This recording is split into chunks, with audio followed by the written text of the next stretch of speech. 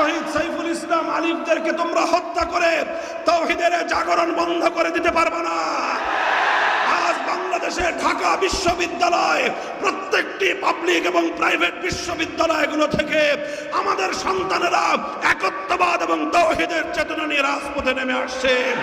বাদ ভাঙ্গে জোয়ার স্তব্ধ করে দেবে। মাদ্রাসার ছাত্র, আরে এগুলো তো রিজার্ভ ফোর্স। সর্বশেষ ইনশাআল্লাহ বিপ্লবের জন্য তৈরি হও। আলেম সমাজ প্রস্তুতি গ্রহণ করেন। জাতিকে নেতৃত্ব দিতে হবে ইনশাআল্লাহ। এদেশ থেকে কোরআন বিরোধী, ইসলাম বিরোধী প্রতিটি অপশক্তির শেকড় সদ্য উপড়ে ফেলতে হবে। ওদের গাত্রদাহ শুরু হয়ে গিয়েছে, অন্তর্জালা শুরু হয়েছে।